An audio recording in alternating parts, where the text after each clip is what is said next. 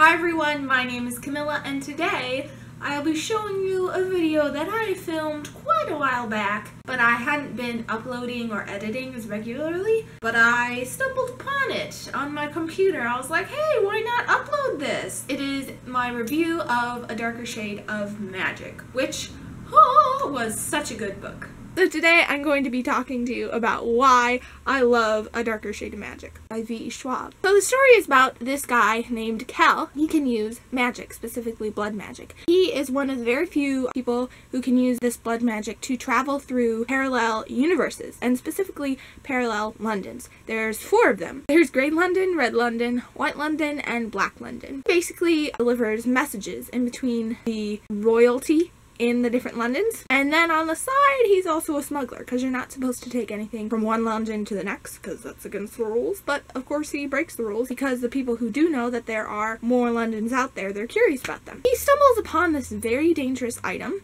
let's call it. We are introduced to the second main character, Delilah, who is a thief and an aspiring pirate. He actually steals this item from Kel. And then craziness ensues, and there are bad guys, and they have to save the world. And I was enraptured from the first sentence. The writing is superb.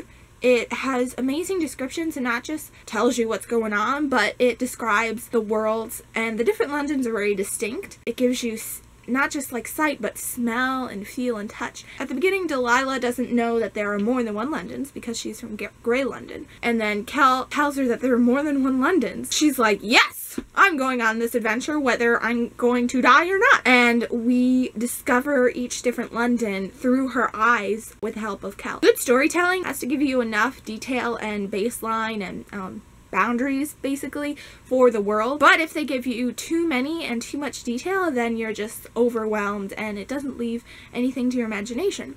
It has to have a good balance, and this book definitely has that good balance. So let's talk about the story. The pacing was very good. It wasn't too slow, it wasn't too fast. This book is very action-packed. There's a lot of magic. There's a decent amount of blood because obviously, like I said, Kel uses blood magics, and it's not too gory, but it definitely has some good action scenes in it. Each London has their own language, and sometimes it overlaps, like English overlaps between Grey and Red. Sometimes they're like bursts of a thought or sentence that's in a different language, and you like figure out what that thing means. So let's talk about the characters. Kel, he is a great main character. He has strength and respect about him, and power, and he's powerful as well. And also, he has desires and wants. He's also really, really kind. Sometimes he is puzzled why he's kind. It's like, why am I doing this? Then there's Rye, and I loved reading about Rye and Kel together and how Kel is just always ready to sacrifice for him. Rye is kind of jealous of Kel because Rye isn't very good at, because not all people have magic, and Rye is one of those people who is not very good at magic. He's the prince, so he is afraid that when he becomes king, he wants to be a good king. He wants to be a good commander, and also he wants the people to love him and respect him, and people love and respect Kel. He wants what Kel has in that aspect, and there's a moment in the book where Kel's like, it's not, magic does not make them love me and respect me. There's Delilah. Like I said before, she's an aspiring pirate, so she has this sass and unpredictability about her. I